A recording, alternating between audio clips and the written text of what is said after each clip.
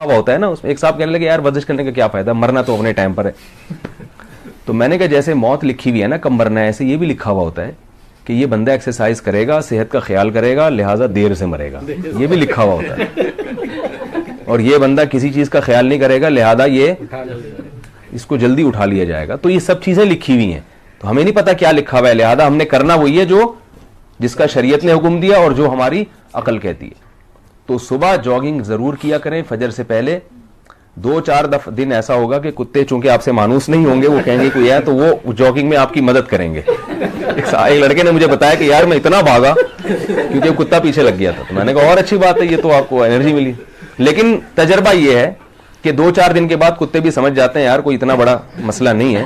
کتوں کی اپنی ایجنسیاں ہوتی ہیں, دیکھتے ہیں بندہ کہاں سے آیا, تو دیکھتے ہیں یار یہ تو روز ہی بھاگ رہا ہے, تو کہا کوئی مسئلہ نہیں ہے, یہ جاگنگ کر رہا ہے. پہلے دن کتے حیران ہوتے ہیں ہو کیا رہا ہے, تو کاٹیں گے نہیں انشاءاللہ.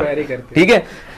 تو اور جن کی عمر زیادہ ہے وہ جاگنگ نہیں کر سکتے تو وہ پھر واکنگ کریں. تو یہ بہت ہی مفید ہے. اس عمل کے بعد اگر آپ سے بدپرہیزی بھی ہو گئی نا تو اتنا نقصان نہیں ہوگا.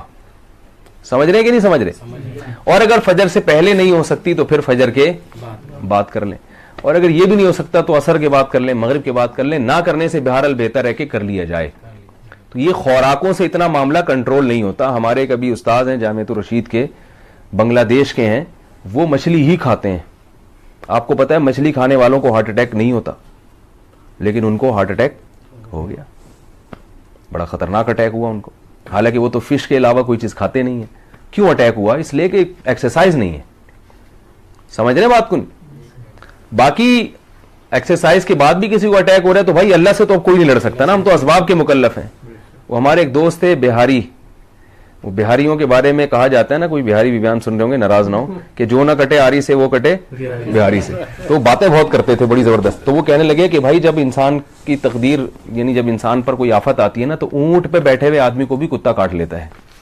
حالانکہ اونٹ کتنا اونچا, کتا کتنا نیچے, مگر پھر کتے سے بچنے کے لیے اونٹ پہ بھی بیٹھو گے تو کتا کاٹ لے گا. لیکن عام طور پہ جب آپ اونٹ پہ بیٹھے ہو تو کتا نہیں کاٹ سکتا, اسے کاٹنے کے لیے سیڑھیاں لگانی پڑیں گی. تو تقدیر سے تو نہیں لڑا جا سکتا, لیکن اسباب کے ہم مکلف ہیں, اور اللہ تعالیٰ جو دنیا میں جو محنت کرتا ہے اللہ تعالیٰ اس کو دیتے ہیں. آپ کو پتہ ہے یہ جو سویڈن ہے اور یورپ کے بہت سارے ممالک, اس میں انسان کی اوسط عمر بڑھ گئی ہے, بہت لمبی عمریں ہو گئی ہیں ان کی, انہوں نے ایکسرسائز سے قابو پایا ہے. ریٹائرمنٹ کی عمر بڑھا دی ہے. 60 سال ریٹائرمنٹ کی عمر تھی نا یورپ کے ملکوں میں, بعض ملکوں میں 80 سال کر دی ہے ریٹائرمنٹ کی عمر. تو کیوں؟ جم بنے ہوئے ہیں جگہ جگہ, اور جاگنگ کے لیے ٹریک بنے ہوئے ہیں جگہ جگہ.